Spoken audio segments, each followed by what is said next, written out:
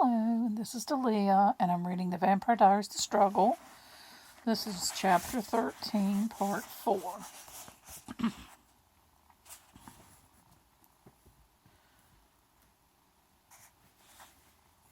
Then suddenly she was speaking quickly. She told him about taking her diary to Bonnie's house, about how it had been stolen. She told him about getting the notes, about realizing that Caroline was the one who was sending them, and then turning away, pulling the summer-colored silk over and over through her nervous fingers. She told him about Caroline and Tyler's plan. Her voice almost gave out at the end. "I've been so frightened since then," she whispered, her eyes still on the ribbon. "Scared that you'd be angry with me. Scared of what they're going to do. Just scared. I tried to get the diary back, Stephen. I even went to Caroline's house. But she has it too well hidden. And I've thought and thought, but I can't think of another way to stop her from reading it." At last she looked up at him. "I'm sorry." "You should be," he said,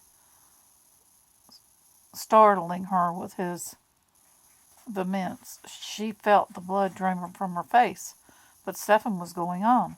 "You should be sorry for keeping something like that from me when I could have helped you, Elena. Why didn't you just tell me?" "Because it's all my fault, and I had a dream." She tried to describe how he had looked in the dreams, the bitterness, the accusation in his eyes. "I think I would die if you really looked at me that way," she concluded miserably. But Stephen's expression, as he looked at her now, was a combination of relief and wonder. "So that's it," he said, almost in a whisper. "That's what's been bothering you?" Elena opened her mouth, but he was still speaking. "I knew something was wrong. I knew you were holding something back. But I thought—" He shook his head and skewed smile tugged at his lips. "It doesn't matter now. I didn't want to invade your privacy. I didn't even want to ask. And all the time you were worried about protecting me." Elena's tongue was struck to the roof of her mouth. The words seemed to be stuck too. "There's more," she thought, but she couldn't say it. Not when Stephen's eyes looked like that. Not when his whole face was alight that way.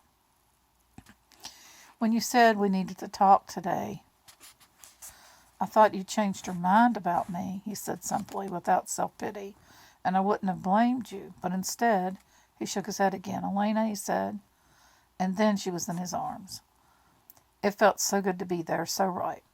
She hadn't even realized how wrong things had been between them until now, when the wrongness had disappeared.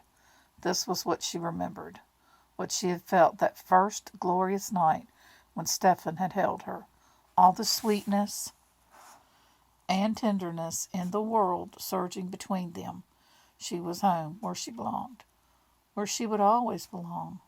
Everything else was forgotten. As she had in the beginning, Elena felt as if she could almost read Stephen's thoughts. They were connected, a part of each other. Their heart beat to the same rhythm.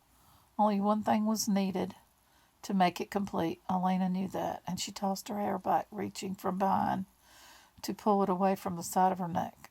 And this time Stephen did not protest or thwart her. Instead of refusal, he was radiating a deep acceptance and a deep need. Okay, and I'll continue to part 5.